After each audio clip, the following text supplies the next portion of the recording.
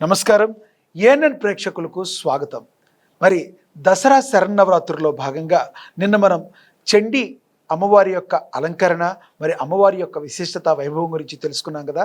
మరి ఈరోజు అమ్మవారు ఏ అలంకరణలో కనిపించనున్నారు, మరి అమ్మవారి యొక్క విశిష్టత వైభవం ఏంటి తెలుసుకుంటానికి మనతోటి ఉన్నారు శ్రీ శ్రీ రవిచంద్ర శర్మ గురూజీ ఉన్నారు అందుబాటులో. ఆయన్ని అడిగి మరిన్ని విషయాలు తెలుసుకుందాం. గురువుగారు నమస్తే అండి. శ్రీమాత్రే నమః. శ్రీమాత్రే నమః. గురుగారు సదానంద సమారంభాం మదనానందదీపితం శ్రీకృష్ణమాధవోపేతం గురుమండలమాశ్రయే శంకారూపేణ వచ్చిత్తం పంకీకృతమభూద్యయా కింకరీయస్య సామాయ శంకరాచార్యమాశ్రయే. శ్రీమహాగణాధిపతయే నమః. శ్రీమహాసరస్వత్యై నమః. శ్రీగురుభ్యో నమః. గురువుగారు, ఈరోజు అమ్మవారు ఏ అలంకరణలో ఉంటారు, మరి అమ్మవారు యొక్క విశిష్టత వైభవాల గురించి తెలుసుకుందామా?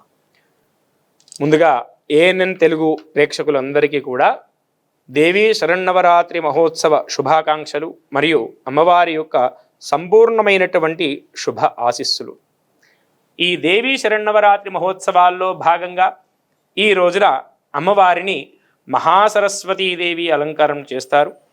ఈ రోజున అమ్మవారిని జ్ఞానప్రదాయినిగా మనం చెప్పుకుంటాము. మనము విద్యార్థులకు మంచి చదువు రావాలి, మంచి జ్ఞానం కలగాలి, మంచి బుద్ధి ఉండాలి అనేటువంటిది ఇవన్నీ కూడా ప్రసాదించేది ఎవరయ్యా అంటే మహాసరస్వతీదేవి. అంటే గురువుగారు, ఈ రోజున అమ్మవారు మహాసరస్వతీదేవి. అసలు మహాసరస్వతీదేవి గారి యొక్క అమ్మవారి యొక్క అవతరణ ఎలా జరిగింది, అవతారం గురించి చెప్తారా?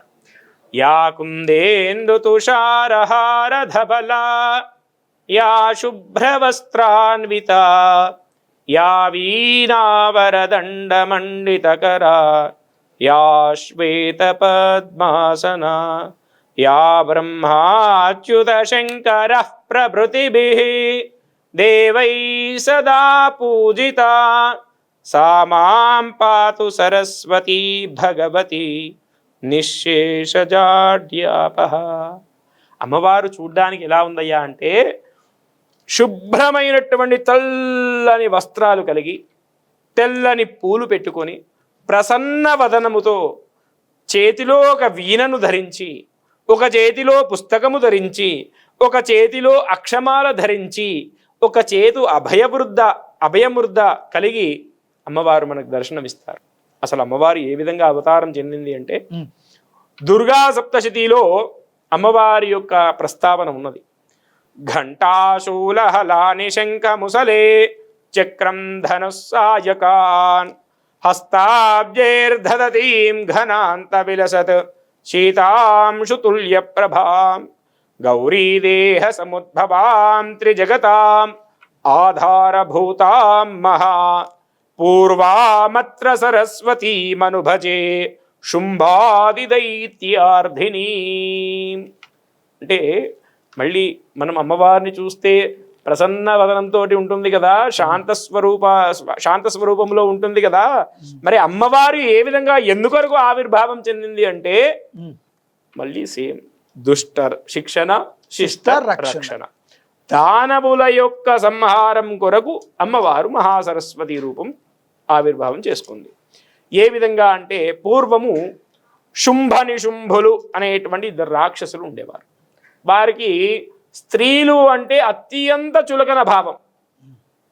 ఆ చులకన భావముతో బ్రహ్మ గురించి తపస్సు చేసి బ్రహ్మదేవుణ్ణి ప్రత్యక్షం చేసుకొని అందరూ అడిగినట్టుగానే మాకు అమరులుగా ఉండేటట్టుగా వరమీయమని కోరితే అది ససేమిరా కుదరదు అని చెప్పగానే, సరే మాకు ఏ జీవిలో అయినా సరే పురుష జాతిలో మాకు మరణం సంభవించకూడదు అనగానే, సరే తదాస్తు, ఏదో ఒక క్షణమున నీకు స్త్రీ వల్లనే మరణం సంభవించుగాక, పురుషుల ద్వారా మీకు ఎటువంటి ఇబ్బంది లేదు అని చెప్పేసి వరమిచ్చి మాయమైపోయినాడు. అంతటా వరగర్వితుడై ఆ శుంభ నిశుంభులిద్దరూ కూడా పాతాళ లోకాన్ని ఆక్రమించుకుంటారు. అదేవిధంగా స్వర్గలోకంపై దండెత్తి ఆ స్వర్గంలో ఉన్నటువంటి ఇంద్రుణ్ణి తరిమివేసి ఆ స్వర్గాన్ని కూడా స్వాధీనపరుచుకుంటారు. అక్కడ ఉన్నటువంటి గంధర్వ, ఊర్వశి, మేనక, రంభ వీరందరినీ కూడా చూసి మా ముందు మరి నృత్యం చేయండి, ఆహా ఏమి అందమయ్యా ఇది, అందుకోసమే దేవతలందరూ ఎప్పుడు సంతోషంతో ఉంటారేమో అని గర్వంతో మాట్లాడతారట. అప్పుడు నారదుడు అక్కడికి వచ్చి ఏమంటాడు, అయ్యో ఈ యొక్క అందం చూసే ఇంత అనుకుంటున్నావు కదా, హిమాచల పర్వతం దగ్గర ఒక అందమైనటువంటి స్త్రీ రూపం ఉన్నది, అది మాయామోహితమైనటువంటిది, ఆ రూపం గనక చూస్తే నువ్వు ఇంకా ఎలా ఉంటావో అని నారదుడు ఒక అగ్గిపుల్ల వేసాడు, బాణం వేస్తాడు అనమాట. అది విన్నటువంటి శుంభ నిశుంభులు ఆ స్వర్గాన్ని వదిలివేసి, ఆ రంభ ఊర్వశి మేనక వీళ్ళందరినీ కూడా వదిలివేసి హిమాచల పర్వతానికి వెళ్ళినారు. ఆ హిమాచల పర్వతం సమీపంలో ఒక అందమైనటువంటి స్త్రీ రూపం ఉన్నదట. ఆ స్త్రీ రూపం చూడ్డానికి అత్యంత సౌందర్యంగా తెల్లని వస్త్రాలు ధరించి చాలా అందంగా ఉందట. ఆ అందాన్ని చూసి మోహితులై ఆ శుంభనిశుంభులు తన యొక్క సేవకులైనటువంటి చండు ముండు అనేటువంటి రాక్షసులిద్దరినీ కూడా ఆ యొక్క అమ్మవారి దగ్గర పంపినారు. ఏమని అంటే, నేను తనని వివాహం చేసుకోవాలనుకుంటున్నాను. ఎవరిని? ఆ స్త్రీ రూపాన్ని. ఆ స్త్రీ రూపం పేరే మహాసరస్వతి. స్త్రీ రూపాన్ని నేను వివాహం చేసుకోవాలనుకుంటున్నాను, ఈ విషయం చెప్పిరా అని చెప్పేసి అని చెండముండులు ఇద్దరిని పంపిస్తారు. ఆ చెండముండులు వెళ్తారు. వెళ్ళి ఆ యొక్క రూపాన్ని చూసి మోహితులై, ఆహా ఇంత అందంగా ఉంది కదా, ఒకవేళ ఈ అందమైనటువంటి స్త్రీ రూపం కనుక మా రాజుగారు ఎవరైనా చేసుకుంటే మా రాక్షస జాతిలో ఇంత వికృతి రూపం ఇంకా ఉండదు కదా, ఖచ్చితంగా ఈ యొక్క స్త్రీ రూపం ఖచ్చితంగా వివాహానికి ఒప్పుకొని తీరాలి అని చెప్పేసి అని అమ్మవారి దగ్గరికి వెళ్ళి ఈ యొక్క వివాహం గురించి చెప్తాడు. చెప్పగానే అమ్మవారు నమ్ముతుందట. నవ్వి, నాకు ఒక నియమం ఉన్నది, ఏమిటి అంటే, నాతో యుద్ధంలో ఎవరైతే గెలుస్తారో వాళ్ళతోటే నేను వివాహం చేసుకుంటా. మరి మీ రాజుగారు అంత పరాక్రమవంతుడైతే నాతో యుద్ధానికి రమ్మను, యుద్ధం చేస్తే నేను ఖచ్చితంగా వివాహం చేసుకుంటా అని చెప్పేసి అని చెప్తుందట. అది విని అదే విషయాన్ని శుంభనిశుంభులకు చెప్తారు. చెండముండులు ఇద్దరు కూడా. శుంభనిశుంభులు కోపోద్రిక్తులై ఆ యొక్క చెండముండులు ఇద్దరిని కూడా యుద్ధానికి పంపిస్తాడు. ఆ యుద్ధానికి వెళ్ళినటువంటి ఆ చెండముండులు ఇద్దరు కూడా అమ్మవారు చేసినటువంటి హుమ్ అనేటువంటి ధ్వనికే వారిద్దరు కూడా చనిపోతారు. ఆ విషయం తెలుసుకున్నటువంటి శుంభనిశుంభులు ఇద్దరు కూడా తమ సైన్యాధిపతి అయినటువంటి ధూమ్రలోచుడు అనేటువంటి ఒక రాక్షసుని పంపిస్తారు. 200 అక్షోహీనుల దైత్య సైన్యంతో, దానవ సైన్యంతో ఆ యొక్క అమ్మవారిపైకి యుద్ధానికి పంపిస్తాడు. ఆ అమ్మవారు చూపుతోటే సైన్యం అంతా కూడా నశించిపోతుంది. ఆ తర్వాత అమ్మవారి నుండి ఒక శక్తి ఉత్పన్నమై ఆ ధూమ్రలోచనను కూడా వధిస్తుంది. ఆ తర్వాత ఆ శుంభనిశుంభుల దగ్గర ఉన్నటువంటి అత్యంత శక్తిమంతుడు, అత్యంత క్రూరుడు అయినటువంటి ఒక రాక్షసుడు, ఆయన పేరు రక్తబీజుడు. ఆయనకు ఒక వరం ఉంది. ఆయన శరీరము నుండి ఎన్ని చుక్కలేదే భూమి మీద పడతాయో అంతమంది సమానమైనటువంటి శక్తి గల రక్తబీజులు వస్తారట. ఆ సరస్వతీదేవి రక్తబీజుడితో యుద్ధం చేస్తుంది. దాదాపు 4 రోజులు యుద్ధం చేస్తుంది. అమ్మవారు ఖడ్గంతో ఖండిస్తుంది. ఖండించిన వెంటనే ఎన్నేదే రక్తపు బిందువులు భూమి మీద పడతాయో అంతమంది రక్తబీజులు మళ్ళీ వస్తున్నారు. అమ్మవారు ఒక్కసారి దివ్య దృష్టితో చూసి ఆయన యొక్క వరాన్ని తెలుసుకొని వెంటనే అమ్మవారి నుండి మరొక రూపము బయటకు వస్తుంది. ఆ రూపమే కాళికాదేవి. ఆ కాళికాదేవి రూపము రాగానే, నీ ఒక పని చెయ్యి, నీ యొక్క నాలుకను అత్యంత విస్తారంగా పరుచు, ఆ రక్తబీజుని నీ నాలుక మీద నిలబెట్టి ఆ రక్తబీజుని నేను సంహరిస్తాను, ఆ రక్తబీజుడి నుండి వచ్చేటువంటి రక్తబిందువులంతా కూడా నీవు తాగేసేయు అని చెప్పేశాను. అనగానే వెంటనే ఆ మహాకాళి రూపంలో ఉన్నటువంటి శక్తి తన నాలుకనంతా కూడా విస్తారంగా పరుస్తుంది. ఆ రక్తబీజుని నాలుక మీద నిలబెట్టి అమ్మవారు, సరస్వతి అమ్మవారు రక్తబీజుని కూడా వధిస్తుంది. ఆ రక్తబీజుని వధించినటువంటి సమయంలో పడ్డటువంటి రక్తమంతా కూడా అమ్మవారు తాగేస్తుంది. ఆ అమ్మవారు 50 పుర్రెలు కలిగినటువంటి ఒక మాలను ధరిస్తుంది. వికృతంగా ఆ యుద్ధ భూమిలో విస్తారంగా తిరుగుతుందన్నమాట. ఆ రూపం చూసినటువంటి దేవతలు, దానవులు అందరూ కూడా భయంతో పారిపోతున్నారు.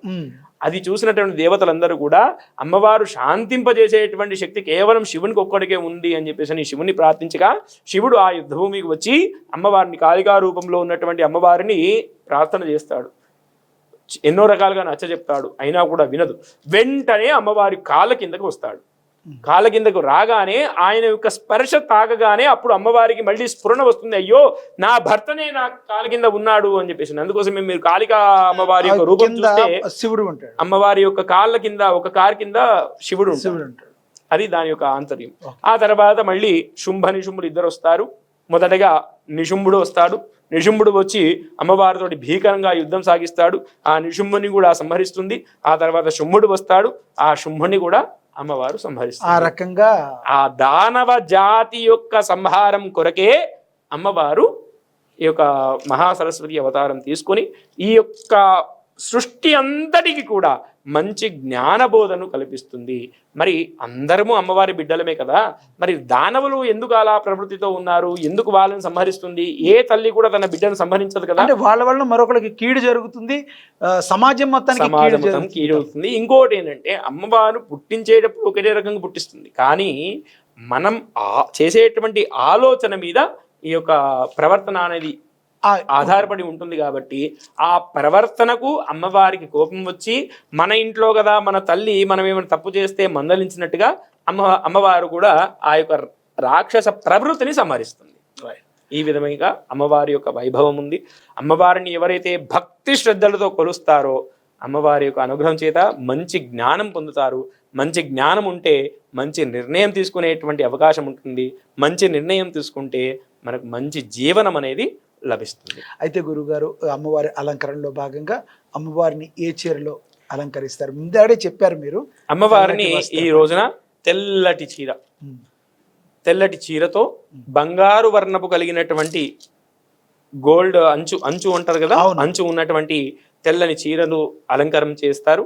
అదేవిధంగా అమ్మవారికి తెల్లటి పువ్వులతోటి కమలాలు కావచ్చు, మల్లెలు కావచ్చు, సన్నజాజులు కావచ్చు, వీటితో అమ్మవారిని పూజించాలి. అలాగే అమ్మవారికి నైవేద్యంగా ఏం పెడతారు గురువుగారు? నైవేద్యంగా అమ్మవారికి రవ్వ పాయసము, అదేవిధంగా అటుకులు బెల్లము కలిపినటువంటి నైవేద్యము అమ్మవారికి నివేదన చేయాలి. అంటే తెల్లని దద్దోజనం కూడా కొంతమంది చేస్తూ ఉంటారు, చేయొచ్చు. దద్దోజనం కూడా పెట్టొచ్చు అమ్మవారికి పెట్టచ్చు. అమ్మవారి యొక్క విశిష్టత వైభవం గురించి చాలా చక్కగా వివరించారు గురువుగారు. ధన్యవాదాలండి, కృతజ్ఞతలు. శ్రీమాత్రే నమః. సర్వే జనాః సుఖినో భవంతు, లోకా సమస్త సుఖినో భవంతు. చూసాం కదా ఈరోజు గురువుగారు సరస్వతీ దేవి అమ్మవారి యొక్క విశిష్టత వైభవము మరి చెప్పారు. అదేవిధంగా అమ్మవారి అలంకరణ ఎలా ఉంటుంది, అదేవిధంగా అమ్మవారిని ఎలా పూజించాలి, ఏ పుష్పాలతో పూజించాలి, అమ్మవారి యొక్క కరుణా కటాక్షాలు ఎలా పొందాలో అని చెప్పి మరి గురువుగారు చెప్పారు కదా. అలాగే పిల్లలు మరి సరస్వతీదేవి అలంకరణ రోజు మీరు అందరూ కూడా మంచిగా బుద్ధిగా పొద్దున్నే తలస్నానం చేసి చక్కగా మీ పుస్తకాలన్నింటినీ కూడా మరి అమ్మవారి దగ్గర పెట్టుకుని అక్కడ అమ్మవారి దగ్గర మనస్ఫూర్తిగా నమస్కారం చేసుకుని ఆ చదువు తల్లికి నమస్కరించుకుని ఆ సరస్వతీదేవి యొక్క కృపా కటాక్షాలకి మీరందరూ కూడా పాత్రలు కావాలి. ఇది ఇంతటితో సమాప్తం. రేపు మరి మరో అలంకరణ ఉంటుంది, అదేంటో అప్పుడు కలుద్దాం. గురువుగారి మాటల్లోనే విందాం. స్వస్తి.